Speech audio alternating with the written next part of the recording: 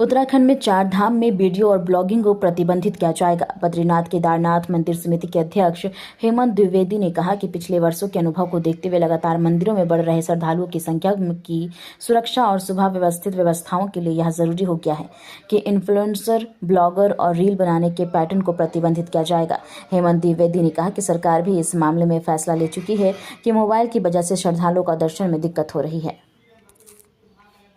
लगातार आप जिस प्रकार से देख रहे हैं कि इन धामों में लगातार तीर्थयात्रियों की संख्या हर वर्ष बढ़ रही है और इस वर्ष भी जो है कि यात्रियों की संख्या बढ़ने की पूरी संभावना है। और आप सब जानते हैं कि इन धामों में जो हमारे जो धाम है ये उच्च हिमालय क्षेत्रों में है और वहाँ पर भौगोलिक दृष्टिकोण से भी बहुत सारी चीज़ें और बहुत सारी व्यवहारिक रूप जो है दिक्कतें होती हैं। लेकिन आजकल जो यूट्यूबर और ब्लॉगर और जो अपने व्यू बढ़ाने के उस पर जो वहाँ पर उन व्यवस्थाओं को कुछ खराब करते हैं, मंदिर परिसर के आसपास आके लाइव चलाना, वहाँ पर तमाम तीर्थयात्री जो होते हैं उनको उसकी बहुत सारी कठिनाइयों का सामना करना पड़ता है। तो पूरे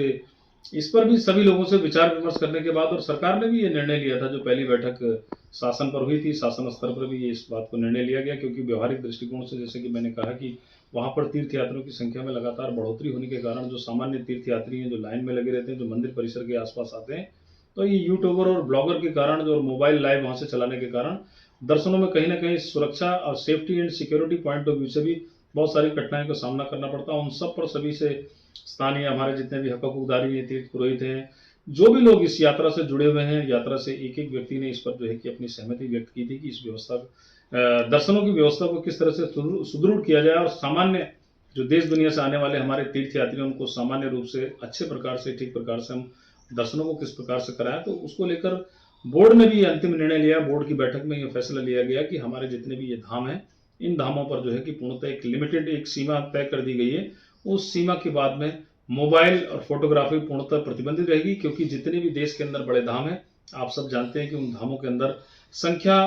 अधिक संख्या में तीर्थयात्रियों को लगातार तीर्थयात्रियों की संख्या में बढ़ोतरी के कारण और व्यवस्था को ठीक प्रकार से चलाने के लिए वहाँ पर और धार्मिक स्थलों की जो पवित्रता है, उसकी जो पौराणिकता है, उसकी जो पहचान है, उसको बनाए रखने के लिए भी मैं समझता हूँ कि जब धामों में लोग आते हैं तो वो सिर्फ तीर्थयात्री पहुँचते हैं तो सिर्फ और सिर्फ उस समय जो है कि वो पूरी धार्मिक भावनाओं और धार्मिक उसके अनुसार ही जो है अपने मन को और भगवान के प्रति जो है बाबा केदार और भगवान बद्रीनाथ के प्रति उनका पूरी तरह से जो है कि ध्यान रहे और भगवान के दर्शनों को लेकर ही उनके मन में